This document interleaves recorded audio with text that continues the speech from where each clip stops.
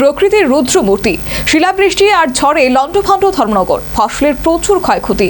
প্রকৃতির তাণ্ডবে বিধ্বস্ত স্থানীয় বাসিন্দারা এখন কেবলই স্বাভাবিক হওয়ার অপেক্ষায়। কালবৈশাখীর তাণ্ডবে ব্যাপক ক্ষয়ক্ষতির মুখে পড়ল উত্তর ত্রিপুরা জেলার ধর্মনগর মহকুমা। বুধবার রাতের আকস্মিক প্রবল ঝড় এবং সেই সঙ্গে তীব্র শিলাবৃষ্টিতে এই মহকুমার বিভিন্ন এলাকায় জনজীবন কার্যত স্থির হয়ে পড়ে। ঘরবাড়ি ও ফসলের ক্ষয়ক্ষতির পাশাপাশি ভেঙে পড়েছে যোগাযোগ ব্যবস্থা। ঝড়ের দাপটে ধর্মনগর মহকুমার বিভিন্ন জায়গায় বিশাল বিশাল গাছ উপড়ে পড়েছে।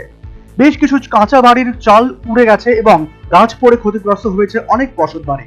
শিলাবৃষ্টির কারণে ফসলে ব্যাপক ক্ষতি হয়েছে বলে আশঙ্কা করছেন কৃষকরা।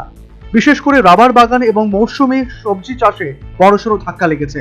ঝড় শুরু হওয়ার পরপরই নিরাপত্তার খাতিরে এবং বিদ্যুৎ পরিবাহী তারের ওপর গাছ পড়ে যাওয়ায় গোটা মহকুমা জুড়ে বিদ্যুৎ সংযোগ বিচ্ছিন্ন হয়ে যায়। দীর্ঘ সময় ধরে বিদ্যুৎ না থাকায় পানীয় জলের সংকটে পড়েছেন সাধারণ মানুষ। বিদ্যুৎ নিগম দ্রুত মেরামতির কাজ শুরু করলেও অনেক জায়গায় তার ছিঁড়ে যাওয়ায় পরিষেবা স্বাভাবিক করতে বেগ পেতে হয়।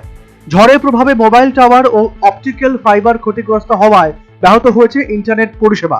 ফলে ব্যাংকিং পরিষেবা থেকে শুরু করে ডিজিটাল লেনদেন ও সাধারণ যোগাযোগ চরম ভোগান্তির শিকার হয়েছে স্থানীয় বাসিন্দারা। মহকুমা প্রশাসনের পক্ষ থেকে জানানো হয়েছে, যুদ্ধকালীন তৎপরতায় রাস্তা থেকে গাছ সরিয়ে যাতায়াত স্বাভাবিক করার চেষ্টা চলছে। বিদ্যুৎ দপ্তর ও টেলিকম সংস্থাগুলো তাদের কর্মীদের কাজে লাগিয়েছে। তবে পরিস্থিতি পুরোপুরি স্বাভাবিক হতে আরও কিছুটা সময় লাগতে পারে বলে ধারণা করা হচ্ছে। Bureau report, news vanguard.